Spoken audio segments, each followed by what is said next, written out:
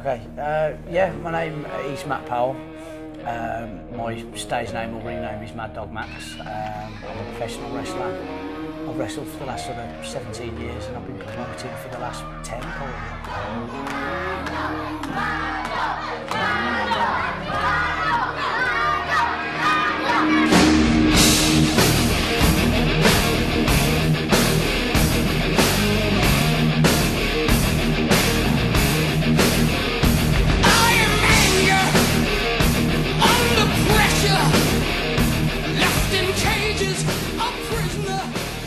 KAYFABE is me not telling you anything that I'm telling you today. It's me keeping wrestling guarded, and basically, if I was to stick to KAYFABE 100%, which I was taught to when I got into wrestling, my teacher was a very, very good teacher and he would want to protect the business. I wouldn't even be doing this interview. I'd tell you I was too busy or whatever. KAYFABE, if you're not keeping KAYFABE, you're exposing the business. But I think you've got to modernise and understand that keeping KAYFABE isn't completely realistic. I could sit here and answer all those questions straight that you're giving me. You can say, how do you prepare for a match? And I'll say, oh, I'll do my push-ups and my squats and I'll try and beat him, which I do my push-ups and squats. With exception, and luckily kids aren't going to watch this, as you've told me, with exception of like kids that watch John Cena and Roman Reigns, you know, the kids of the age that still believe in Santa and the Easter Bunny and the Tooth Fairy. Everybody on this planet now knows that wrestling's worked. That it's fake. I don't like that word, but worked is a better word. It's engineered. It's like Terminator 2 or EastEnders or something at the theatre. It's an engineered form of entertainment.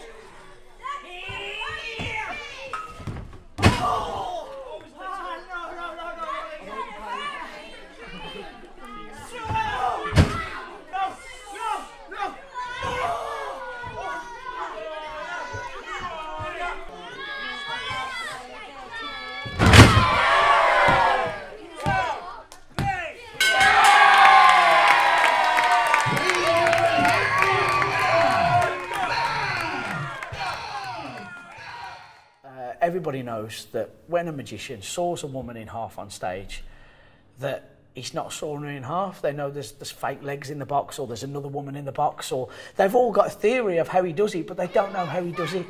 That magician for 5 minutes on stage might make you believe, or at least make you shocked or entertained or interested in the fact that he's made it look really, really close to the fact that he's chopped a woman in half, and you'll be like, oh wow, you know, oh, he's done it. You know, 5 minutes after he's walked off stage and someone says, did he chop that woman in half? You go, no. Of course he didn't, that was just stupid. But when you initially watch him slice through and move it, you'll be like, fuck, the feet are moving and the hands are moving and there's not a lot of space in that box, and how does he do it? And you're amazed. And what that term is, what in wrestling, that's called the suspension of disbelief. Because you come into a wrestling show knowing that it's rigged, and you have disbelief. If I can suspend that disbelief for my 15, 20, 30, 40 minutes that I'm in the ring, I'm doing my job right. Because for those 40 minutes you believe in wrestling. For those 40 minutes you're entertained by me. You're like, oh, did he just take his head off with that drop kick? Did he? Oh, that's got to have oh, this is brilliant. He really hates him. Oh, he's a good wrestler. He breaks the rules. He's brilliant. If I can tie all of that in, and on a really good night, when you've got a good house and you've got a really good opponent, you can bring into, like, you know at the end of the match where you hit a really good finishing move and you cover him and it's 1, 2 and the guy kicks out and you hear the crowd go, ah, and they'll all like pop for it, and then like I'll get hit with a move and I'll kick out and I'll be like, fuck, and they'll be chanting, this is awesome and holy shit and all that kind of stuff, and I'll be lying on my back and yeah, I've got this. They believe in this. They all know it's fake, but I've suspended their disbelief.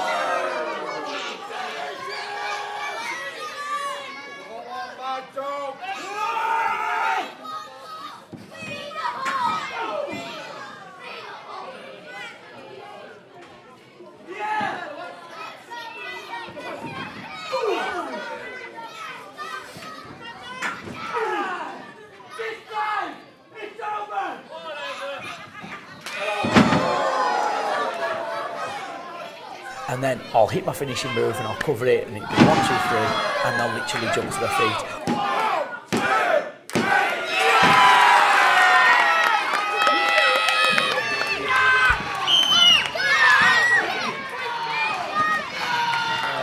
I can take a body slam, and yes, it hurts, but I can take it without injury. But I won't explain, unless you're one of my students, I won't explain how I do it, you know.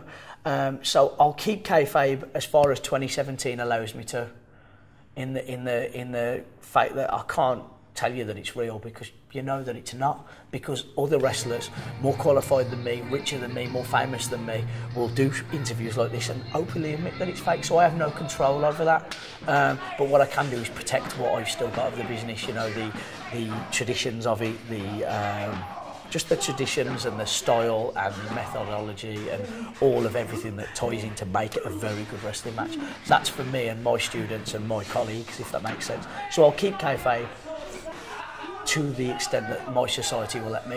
One of my highlights is, because obviously I'm a teacher of wrestling now, some of the wrestlers that walk in and they're a little bit shy and they don't really know, you know, a lot about themselves, and then 3 or 4 years later I'm travelling the country with them and wrestling with them, and they're almost a completely different person. So that's very rewarding, and that's a highlight too.